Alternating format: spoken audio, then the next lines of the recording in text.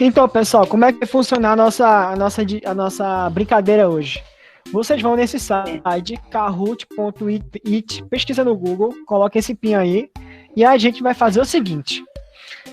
A gente tem algumas questões de química, biologia e física, e vocês vão ter um tempinho marcado no relógio para tentar fazer as questões. Assim que vocês fizerem as questões, a gente vai comentar, vai explicar por que foi aquela resposta e tal, vai falar alguma coisinha, vai dar um feedback para vocês na mesma hora. Com relação à pontuação, você vai tentar responder, certo? Quanto mais rápido você responder, maior vai ser a sua pontuação. Obviamente, se você responder rápido, mas errado, não adianta. Então você vai tentar aí responder o mais rápido possível para ganhar mais pontinhos, para ver se você se destaca dos seus coleguinhas, certo? Sim, pessoal, outra coisa importante, vocês vão olhar a live em que eu estou filmando a minha tela, então a pergunta você vai olhar por aqui. E aí você vai ver a pergunta, a resposta é a vermelha. Aí você vai na outra aba, que é a aba do Kahoot, aí sim você vai e aperta na sua resposta. Porque no seu celular ou na aba do Kahoot.it, você não vai ter como ver a pergunta, você só vai ter o botãozinho da resposta. Beleza? Vamos embora. Gincana 2 segundos, anos. Então vamos lá. Questão 1 de biologia. O homem e o gorila pertencem à mesma ordem, são primatas. Pertencem também, obrigatoriamente. Então você vai ter aí a resposta vermelha, azul, amarela e verde. Já teve um cara aí que respondeu. O cara é muito rápido, o cara é ligeiro.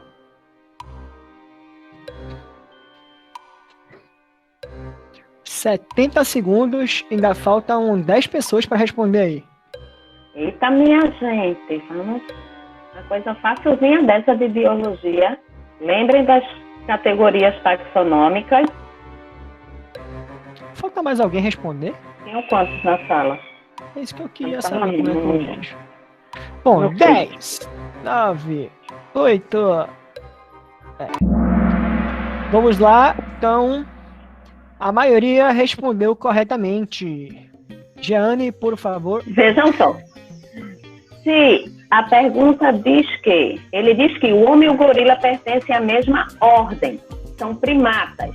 Pertencem também, obrigatoriamente, se a gente lembrar das 7 categorias taxonômicas, da maior para a menor, reino, filo, classe, ordem, família, gênero e espécie.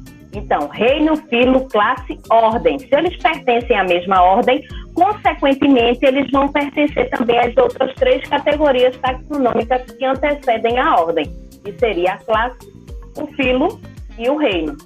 Tá certo? Família, a gente já tem famílias diferentes, tá certo? Gêneros diferentes e espécies diferentes. Consequentemente, seria aí a alternativa amarela. Pode seguir, Ângela. Beleza. Olha aí. Eduarda Dias aqui, ó, respondeu mais rápido, ganhou mais pontos. Marcelo, Raíssa, Joseildo, Raíssa e Wellison. Beleza. Próxima questão. Leia na figura e assinale a alternativa que apresenta a sequência correta. Eita. Tem como aumentar um pouquinho, Angel? Deixa eu ver se eu consigo aqui. Tem mais? Só vai até aqui. É só para correlacionar, gente, os meios contraceptivos com os mecanismos de ação. Aí tem diafragma. O que é que o diafragma faz? Aí você vai relacionar laqueadura, o DIU, dispositivo intrauterino, e a vasectomia. Vocês vão relacionar esses 4 meios contraceptivos e vão relacioná-los com suas devidas funções ou ações. E aí marcar a alternativa que tem a sequência correta. Vamos lá, 70 segundos, 12 pessoas responderam. 30 segundos. 37 pessoas responderam. 38. Dá para fazer por eliminação, gente.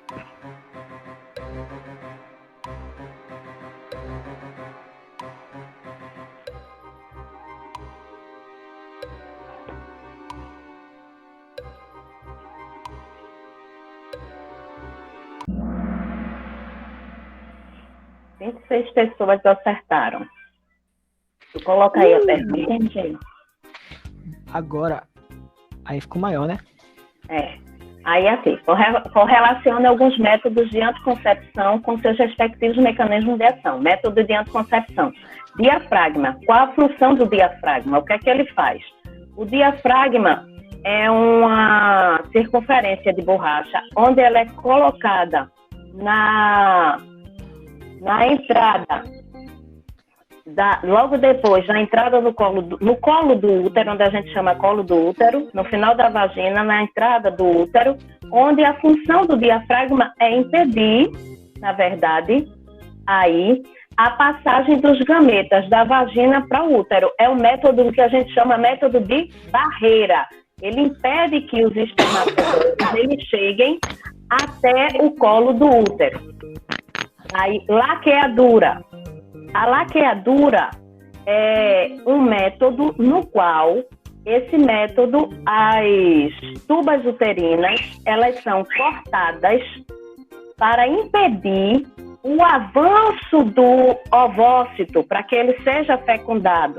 Então, há um impedimento, aí é aqui, impede que os gametas cheguem até o terço distal das tubas uterinas, ou seja, na laqueadura, tanto o ovócito, na verdade, não passa até o útero, como os gametas masculinos não chegam até essa estrutura. Aí o outro é dispositivo, sim, eu falei do DIU, falei do diafragma, não foi? Dispositivo intrauterino. A função do DIU, ele botou aqui, impede a anidação no endométrio. O que seria a anidação? A anidação é o movimento realizado pelo ovócito antes de ser fecundado. Então, ele vai chegar ao interior do útero, só que o DIU, ele impede esse movimento, impede a fixação na parede do útero. No caso, é o tecido de revestimento, que é o endométrio. E, por fim, vasectomia, impede a liberação dos gametas da gônada para a uretra. Qual seria a gônada masculina? Os testículos. Então, a vasectomia é um corte no canal, onde esse corte vai impedir a passagem de espermatozoide através da uretra. Então, normalmente, o homem que fez a vasectomia, ele tem a ejaculação, porém, ele não vai liberar nenhum gameta masculino. Só apenas o líquido esbranquiçado. Ok? Pode seguir, Ângelo. Bora. Agora é de verdade. Agora não é palhaçada, não. O grupo de aves relacionadas compreende... Dá pra ver aí, legal? Vamos observar a figura, o quadro aí, onde eu tenho 3 grupos de aves, araras, papagaios e periquitos. E aí eu tenho algumas designações em relação a esses 3 grupos de aves. Aí eu quero que vocês marquem a alternativa correta. Oxe, tá dando para ver não, Matheus? Eu quero que vocês marquem a alternativa correta em relação a esses 3 grupos de aves, tá certo? Tem aí, vocês vão observar e vão marcar. 45 segundos.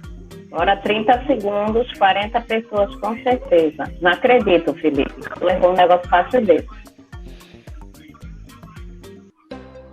9 segundos.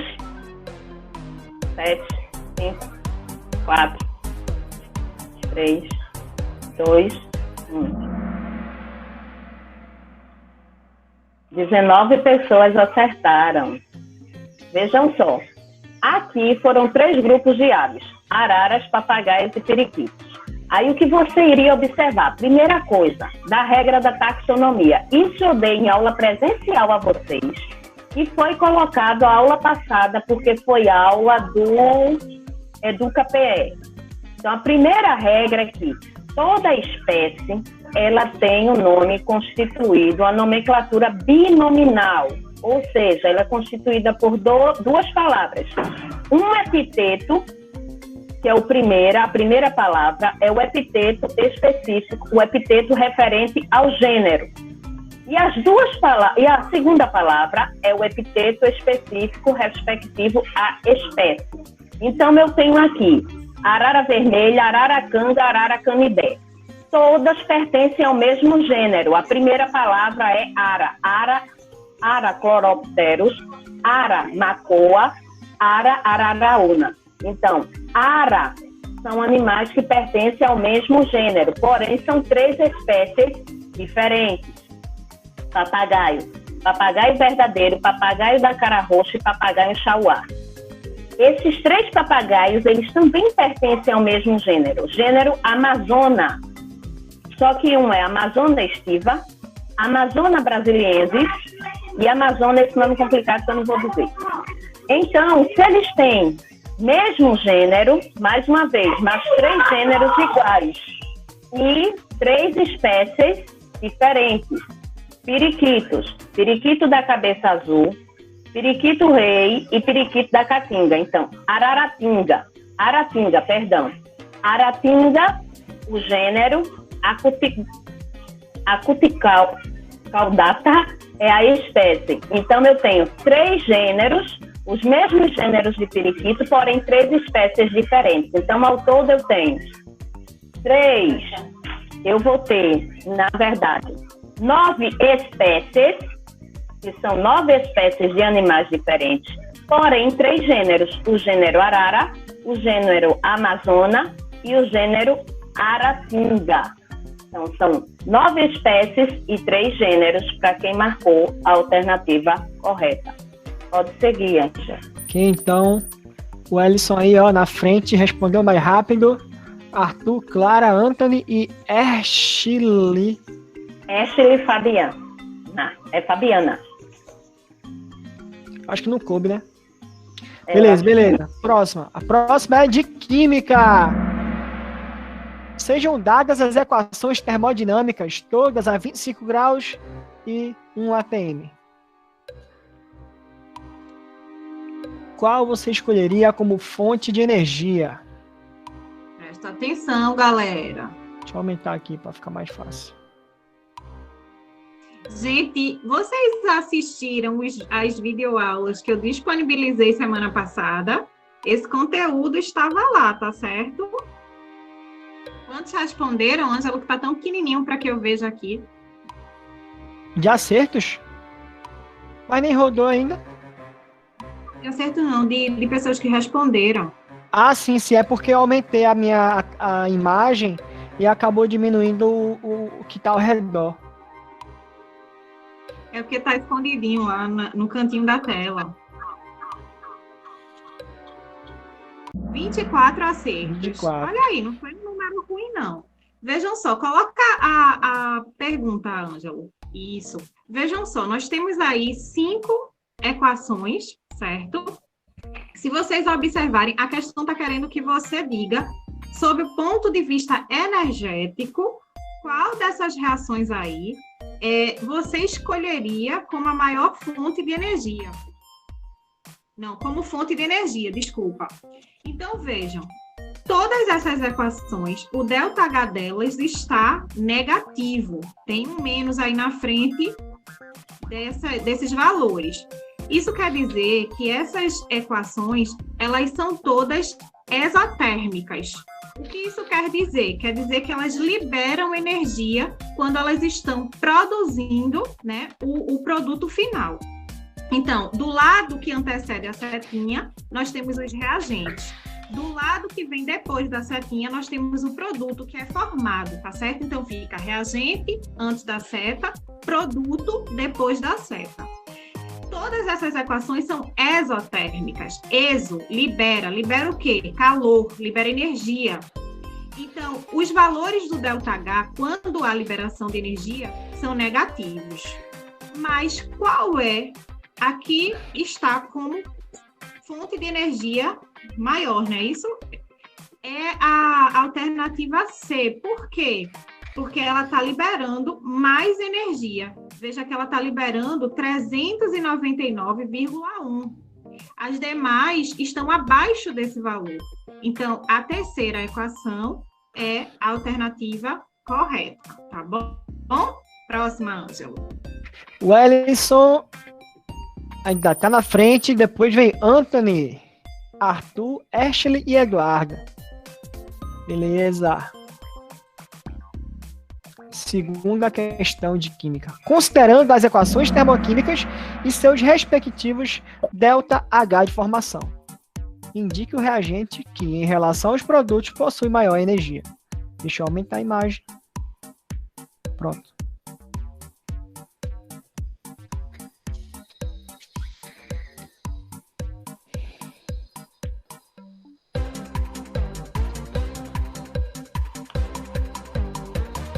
Vamos lá. 17 pessoas acertaram.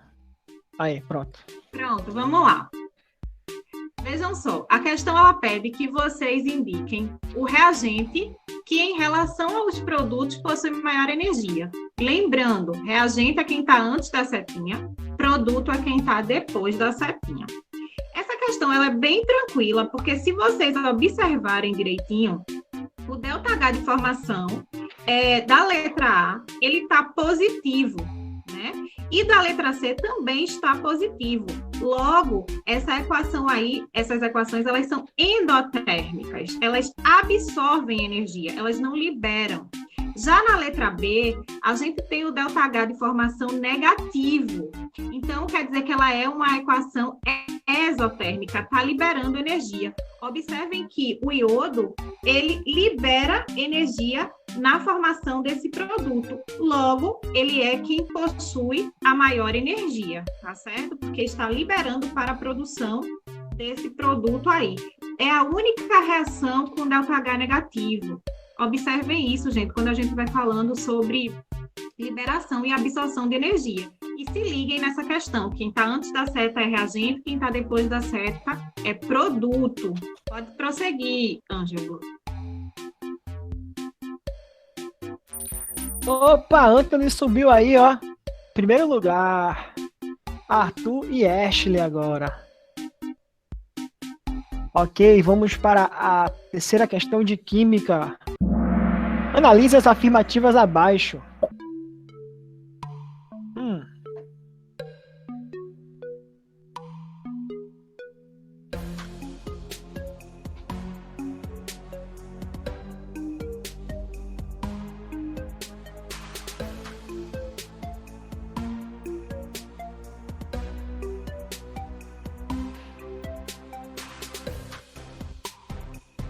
Já ia falar com o microfone desligado, vice Ângelo, de novo. 16, 15 segundos. Olha aí. A maioria respondeu correto. Olha aí. Bota a pergunta, por favor, Ângelo. 25 acertos. Então, vejam, nessa questão, ela pede que vocês analisem essas afirmativas, né? A primeira afirmativa, ela diz assim, que a entalpia, H, pode ser conceituada como a energia global de um sistema. Ela está correta, gente, porque essa entalpia global, ela é a soma de todas as energias, independente de ser endotérmica ou exotérmica. Então, a alternativa 1, ela é correta, tá certo?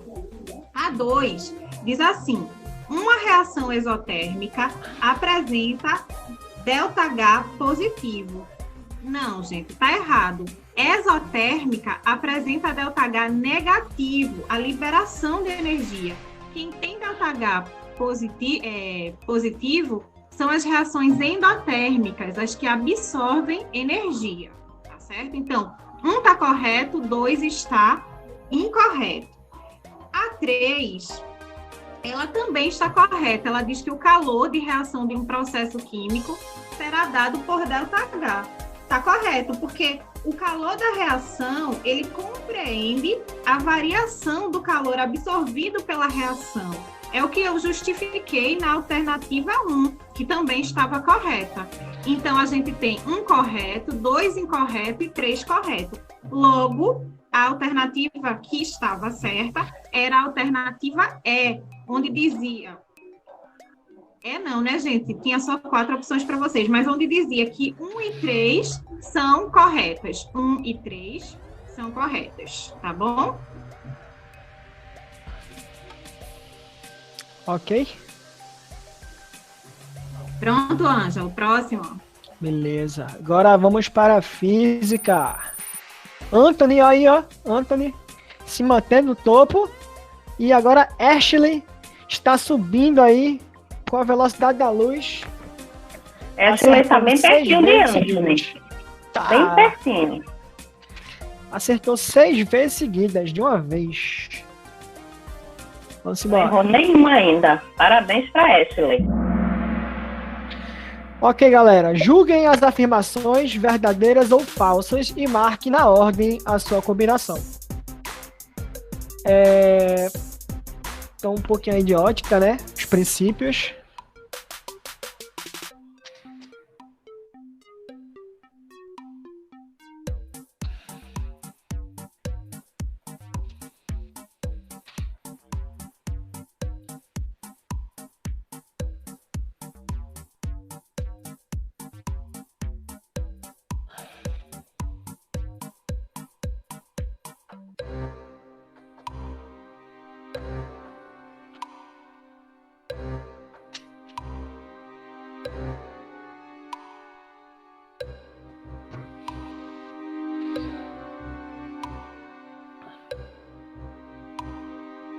Sessenta segundos.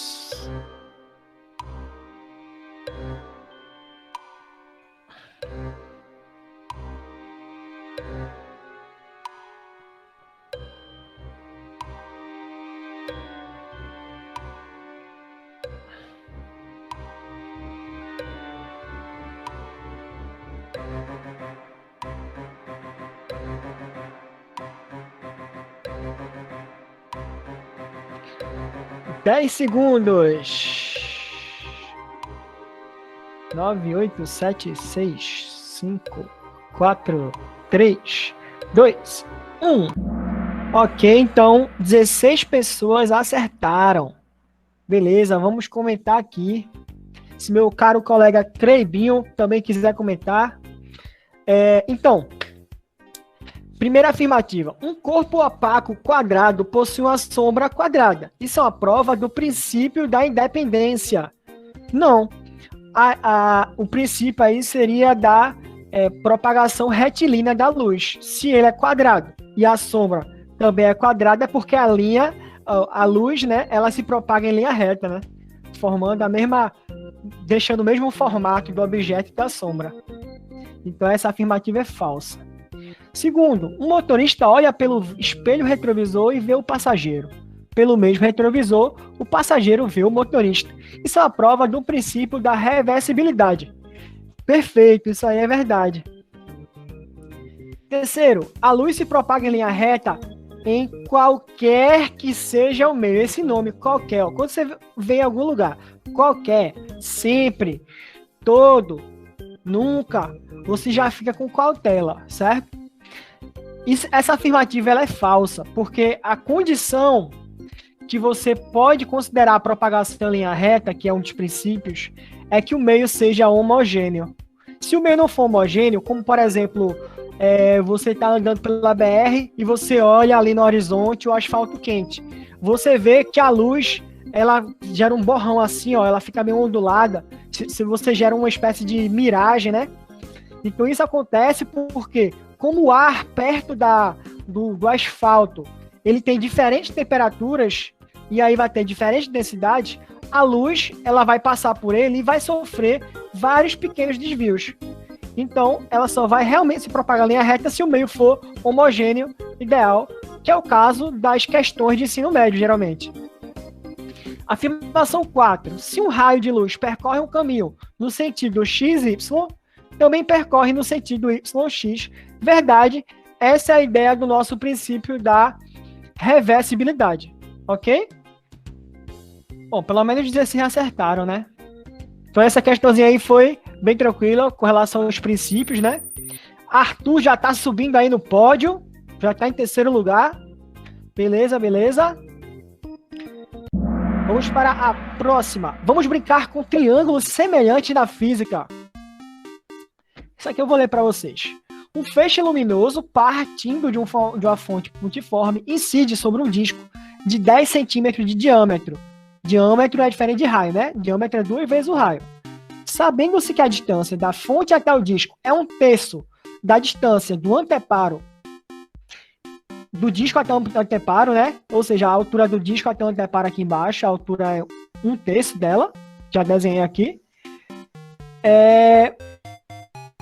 Pode-se afirmar que o raio da sombra projetado sobre o anteparo é de... Ele quer saber, ó, qual vai ser esse raiozinho aqui, ó, aqui embaixo, ó. Qual vai ser ele? Esse tipo de questão a gente usa o quê? Triângulo semelhante.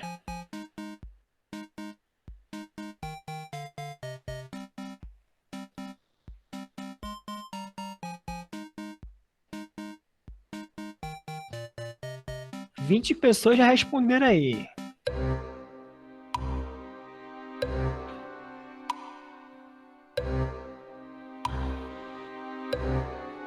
Não se preocupe, Luiz Felipe, porque nem que ganhar nem que perder, vai ganhar nem perder.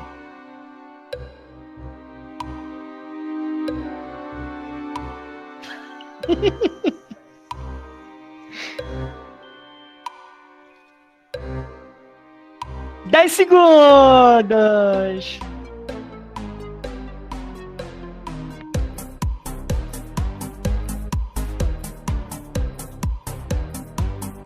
Então vamos ver, olha, 16 pessoas acertaram, glória a Deus.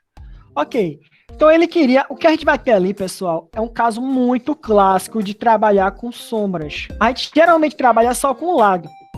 Inclusive ele só falou, né, ele falou do diâmetro do disco, o disco é essa parte aqui de cima, né, é o nosso disco. Ele falou que o diâmetro é 10 centímetros. Se o diâmetro é 10 centímetros, o raio é quanto? É 5, né?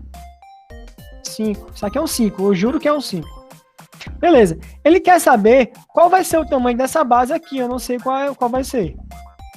O que é que eu sei? Ele falou que essa altura aqui em cima, desse triângulozinho, ela é 1/3 da altura do disco até a base. Se eu chamar ela de H, né? Então eu vou fazer minha relaçãozinha de semelhança, e aí eu vou relacionar o triângulozinho menor, esse aqui, com o triângulozinho maior. O triângulo maior é esse rapaz aqui, ó. É muito importante que você se ligue nisso, porque tem muita gente que erra quando vai calcular isso, porque acha que vai trabalhar com esse trapézio aqui, ó. Esse trapézio aqui embaixo. Não é o trapéziozinho. A relação é entre triângulos, tá? Então, vou fazer uma relaçãozinha, ó. Vou botar assim, ó. Base maior está para a base menor, assim como a altura maior. Qual vai ser a altura maior aqui, ó? A altura maior, ela vai ser 1/3 de Hzinho mais Hzinho. Se você lembrar como é que faz soma de frações, você vai ver que vai ficar assim, ó. Então, vai ficar assim, ó. 4/3 de Hzinho dividido por... Quem é essa altura menor?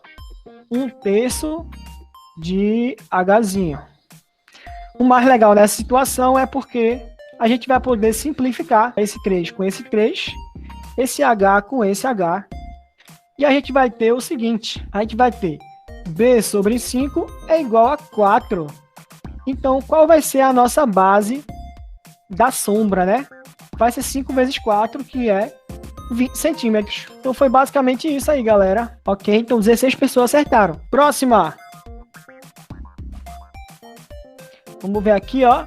Anthony continua firme lá em cima, ó. Agora a Clara tá subindo para querer confrontar Ashley ali, ó. Tô vendo aqui, Ei, ó. Tonel, manda a resposta aí, Tonel, no PV, pô. Beleza, vamos pra próxima. Terceira e última. Anthony disse que acertou porque era questão de A quadrado, última. botou Vamos lembrar de quadradinho, velho. Snell Descartes, pessoal. Snell Descartes. É aquela equaçãozinha, né? N1 seno de θ1 é igual a N2 seno de θ2. Deixa eu aumentar a imagem aqui. Deus abençoe, viu? Eu já errei antes de responder.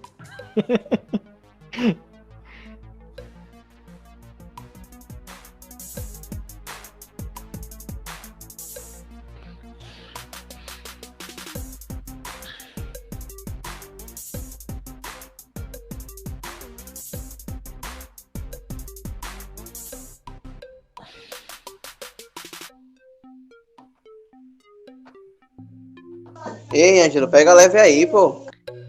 Eu peguei, velho. Pegou não.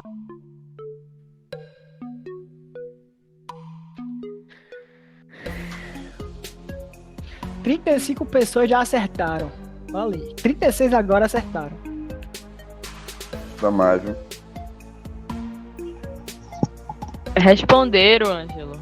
Não acertaram. Eu acredito em vocês. Ah, meu Deus. Ah, tá. Fé em Deus, fé em Deus. Como a quarentena muda o homem. Vamos ver. Quantas pessoas acertaram? 8! Ei! Beleza, como é que faria esse negócio aqui, galera? Vê só, ele tá falando de um feixe azul e um feixe vermelho. E ele falou que quando você sai do ar para o vidro, o índice é maior para o azul do que para o vermelho. Ok? Ok, beleza. Vou desenhar aqui para vocês. O índice é maior para o azul do que para o vermelho. Primeiro, como é a equação de Descartes? Pessoal, isso aqui tem que estar no coraçãozinho de vocês, ó. N1, seno de θ1 é igual a N2, seno de θ2. Isso aqui está te dizendo que esta relação, N vezes seno, ela é uma relação constante. E essa relação de produto aqui é uma relação inversamente proporcional. Se esse cara é maior, esse cara é menor. É uma relação inversamente proporcional. Inversamente proporcional. Outra coisa importante. Qual é a relação entre o ângulo e o seno? Quanto maior o seno, é porque o meu ângulo é também maior. Claro, entre 0 e 90 graus, né? Se você for pensar, 0 graus, qual é o seno de 0? É 0. E qual é o seno de 90 graus? É 1, que é o seno máximo.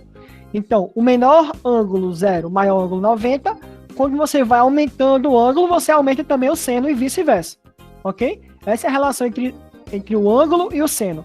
Se você for falar em cosseno, aí o papo é outro. É a relação inversa. Mas beleza, se eu aumento o seno, eu aumento o ângulo. Então, o que é que ele estava falando? Ele falou que por azul, o N é maior, não é isso? Se o N é maior, o que é que vai acontecer com o ângulo naquele meio? Ele vai ser menor. Beleza? Então, para a luz azul, eu vou esperar o quê? Que o seno e o ângulo sejam menores. E para a luz vermelha?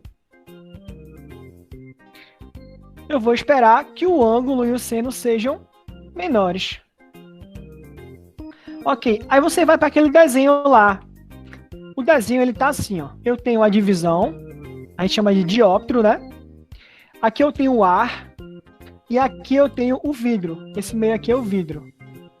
Geralmente o vidro a gente coloca a gente desenha assim, ó, para mostrar aqui esse lado interno do vidro. Beleza. O N do ar, o N sendo o índice de refringência da luz. O que é o índice de refringência da luz? É aquela relação entre a velocidade da luz naquele meio e a velocidade da luz no vácuo. Então, o índice de refringência de qualquer tipo de luz, qualquer frequência de luz no ar é aproximadamente igual a 1. Qualquer um. Porque a gente considera que o ar é como se fosse o vácuo. No ensino médio, tá? Ok. Então, o que é que ele fez? Ele pegou a luz e ela entrou aqui, ó. Ela vai passar do ar para o vidro. Essa retinha tracejada, a gente chama de reta normal. Então, o ângulo que a gente usa para Snell é esse ângulo aqui. Já que esse lado aqui ele está entrando, a gente pode chamar também de θ de entrada. Ou de incidência. Izinho ou Ezinho. Ou colocar 1, 2, tanto faz. Certo? Então, o que é que vai acontecer? Ambos os feixes de luz eles vão aparecer nessa região aqui, ó. Vão aparecer nessa região. Teve uma alternativa lá que ele aparecia para o outro lado. Isso aqui só aconteceria no caso hipotético de índice de refringência negativo. E isso ainda está sendo estudado pelo Exército. Então, por enquanto, o que vai acontecer ele vai aparecer desse lado. Ok. E como é que eu vou saber quem é o azul e quem é o vermelho? Beleza. O fato é que já que eu estou indo para um meio que o índice é maior que o anterior, se o meio, o índice é maior, o ângulo é menor. Então, a nossa retinha, ela vai se aproximar da normal. E quem é que vai se aproximar mais da normal? Ó, quem vai se aproximar mais da normal é o azul, porque o índice é maior, então o ângulo vai ser bem menor. Então, o azul, ele vai se aproximar mais da normal do que o vermelho. E aí o vermelho vai se aproximar também, porque o índice dele é maior que o antigo, né? É maior que o do A. Ele vai se aproximar. Só que ele não vai se aproximar tanto quanto o azul. Ele vai estar por aqui assim, ó. Então, o azul, índice é maior, o ângulo é menorzinho. O vermelho, o índice é maior também do que o anterior. Só que menos, ele vai se aproximar menos, ele vai encostar menos na normal do que o azul. Então, o azul vai ficar encostadinho aqui e o vermelho vai ficar um pouquinho mais aberto. E aí a nossa resposta seria o azul, ó, mais pertinho, tá vendo aqui, ó? E o vermelho um pouquinho mais afastado da normal. Só que, com certeza, ele não vai estar, né, na mesma linha que o feixe de luz que está entrando, que está incidindo. Então é basicamente isso. Você interpreta a equação e você resolve aí. Tem questão que você só faz isso e acaba, pô. Não precisa nem calcular, é só interpretar um pouquinho. Tá? É isso, galera. Vamos ver agora quem são os campeões mundiais. Terceiro lugar, Arthur Júnior. Segundo lugar, Ashley. Primeiro lugar, vai, meu irmão, Anthony. Galera, os prêmios a gente vai divulgar ainda lá no Classroom, tá? Gente, parabéns aos primeiros colocados, né? Mas parabéns a todos pela participação, pelo empenho. E foi muito bom estar com vocês hoje, dessa maneira, nesse formato. Beijo para todo mundo. E fiquem ligadinhos lá na plataforma, porque nós vamos sair colocando as informações. Inclusive, sobre a questão dos conteúdos que serão trabalhados na verificação da semana que vem. E vi muita gente falando no chat sobre a questão do ciente ou do ok referente à frequência. A Jeane já falou, mas vamos reforçar. Vocês precisam colocar ciente ou ok no dia da postagem da equipe de Ciências da Natureza. Eu estou falando exclusivamente dessa equipe, tá bom? Os demais professores podem ter outra forma de trabalhar. Mas nós escolhemos que vocês precisam colocar o ciente ou o ok no dia da postagem. Qual que é o dia? A quarta-feira. Então, você vai colocar lá. Caso você não coloque na quarta-feira, se você só colocar na quinta-feira, você vai levar falta. Porque nossa aula, ela é postada na quarta. Então, vocês precisam validar na quarta. Fiquem atentos a isso, tá bom? Obrigada a todos pela participação. Obrigada, gente. Obrigada, Ângelo, pela muito ajuda obrigada, aí. professores. Beijo, gente. Eu vi um comentário Beijo, aqui. gente. Tudo que a gente faz é focado no Enem. A gente prepara vocês para o Enem. Então, mesmo uma brincadeira dessa, uma besteirinha, mas a gente já está estimulando vocês a correr atrás, a estudar um pouco mais, certo? Então, não é só... aqui a gente não está só competindo só por competir. Existe todo um projeto pedagógico por trás disso. Ok? Gente, beijo grande, obrigada a todos, obrigada a Ângelo, Jeane, Tatiane, Cleibson, a todos os estudantes, um beijo para o pessoal dos terceiros que estão entrando já, boa sorte para vocês, até a próxima.